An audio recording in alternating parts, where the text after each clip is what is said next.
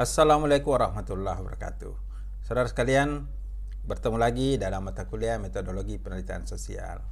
Pada pertemuan ini kita akan membahas mengenai pembuatan proposal penelitian untuk bab 3 metodologi penelitian. Pada kesempatan ini kita akan membahas bagaimana isi bab 3 untuk jenis penelitian kuantitatif. Dalam membahas isi bab 3, kita menggunakan pedoman penulisan karya tulis ilmiah UIN Alauddin Makassar. Metodologi penelitian untuk jenis kuantitatif dapat kita lihat dalam slide ini, yang terdiri dari bagian A sampai dengan G. Kita akan membahas yang pertama, bagian A, jenis dan lokasi penelitian. Nah, saudara sekalian, di bagian ini dijelaskan jenis penelitian yang dipilih oleh calon peneliti. Ada 3 jenis penelitian yang bisa kita sebutkan, yaitu jenis penelitian lapangan atau field research, kemudian jenis penelitian perpustakaan atau library research, yang ketiga jenis penelitian laboratorium atau laboratory research. Nah, kita pilih salah satunya yang mana kita gunakan. Biasanya dalam penelitian kuantitatif kita menggunakan penelitian lapangan karena kita akan mengambil sampel dari penelitian kita. Jenis penelitian dapat juga berarti metode penelitian yang kita lakukan, yaitu jenis penelitian kuantitatif. Jenis penelitian kuantitatif adalah penelitian yang digunakan untuk mengumpulkan data-data berupa angka-angka untuk mengukur variabel dan indikator penelitian. Inilah jenis penelitian bisa berdasarkan cara kita mengambil data, yaitu penelitian lapangan, penelitian perpustakaan atau penelitian laboratorium. Karena ini penelitian kuantitatif, maka kita menggunakan penelitian lapangan. Kemudian jenis penelitian juga di sini berarti penelitian kuantitatif yang digunakan untuk mengumpulkan data berupa angka-angka untuk mengukur variabel dan indikator penelitian. Selanjutnya, lokasi penelitian adalah tempat, daerah, wilayah atau di mana kita mengambil data. Itu adalah lokasi. Bisa berupa daerah secara geografis, misalnya di satu kecamatan, satu kabupaten, provinsi, ataukah di satu instansi, satu organisasi, satu lembaga. Misalnya kita penelitian di satu kantor, maka kantor itu adalah tempat penelitian. Nah, tentu saja seorang peneliti juga perlu menjelaskan mengapa memilih lokasi penelitian itu untuk melakukan penelitian. Jadi saudara sekalian, di bagian A ini ada 2 jenis penelitian dan lokasi penelitian. Selanjutnya bagian B, pendekatan penelitian. Pendekatan penelitian ada 2, bisa berdasarkan metode atau keilmuan. Berdasarkan metode itu dikaitkan dengan jenis penelitian yang telah kita pilih. Di bagian A telah kita sebutkan jenis penelitian kuantitatif. Maka pendekatan penelitiannya adalah analisis apa yang kita gunakan di dalam jenis penelitian kuantitatif. Apakah deskriptif, apakah asosiasi atau komparasi. Asosiasi itu bisa berupa korelasi atau regresi. Itu kita pilih.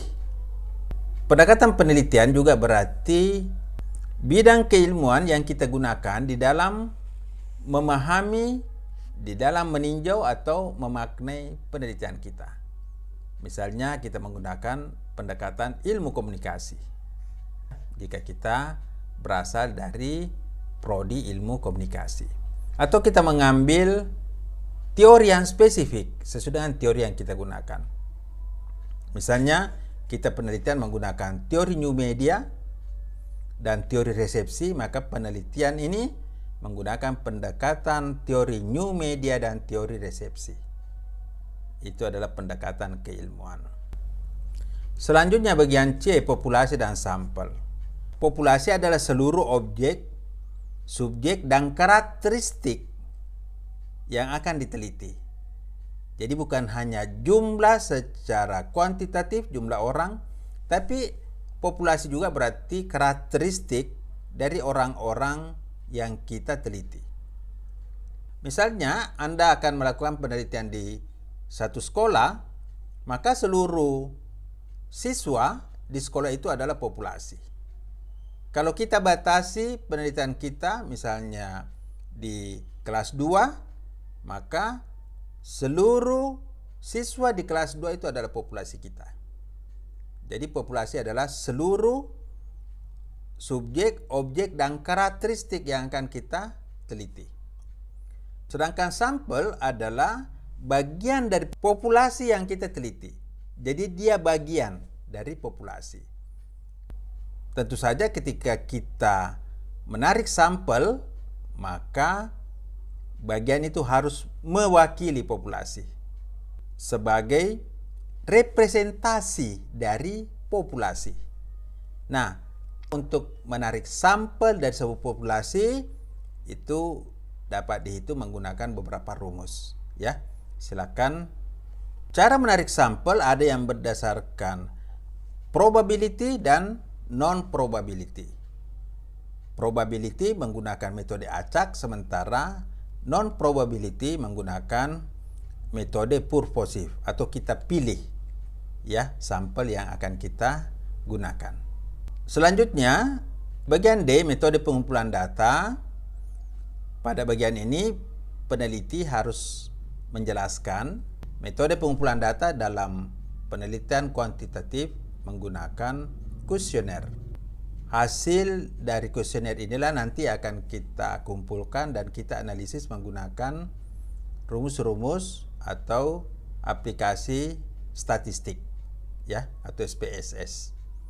Boleh juga kita tambah dengan menggunakan observasi dan pustaka untuk menunjang nanti pengumpulan data kuesioner yang kita lakukan. Nah, selanjutnya bagian E, instrumen penelitian. Ya, di sini kita menggunakan beberapa instrumen atau alat bantu penelitian. Yang pertama menggunakan angket atau kuesioner berupa pertanyaan-pertanyaan tertutup yang akan dijawab oleh orang-orang yang dijadikan sampel. Selanjutnya, validitas dan reliabilitas instrumen.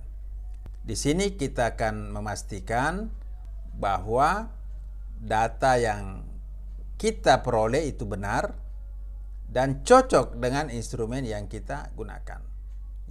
Kita dapat mengetahui validitas dan reliabilitas berdasarkan uji validitas dan uji reliabilitas.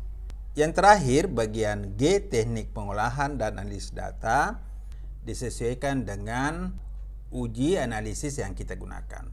Apakah menggunakan analisis deskriptif, analisis asosiasi berupa korelasi atau regresi, dan analisis komparasi. Nah, tentu saja di dalam metodologi penelitian kuantitatif, Anda sebagai calon peneliti perlu memahami dan menguasai ilmu statistik, kemudian mampu menggunakan aplikasi program SPSS di dalam melakukan pengolahan dan analisis data kuantitatif yang Anda lakukan. Demikian, selamat mempraktekkan, semoga bermanfaat. Assalamualaikum warahmatullahi wabarakatuh.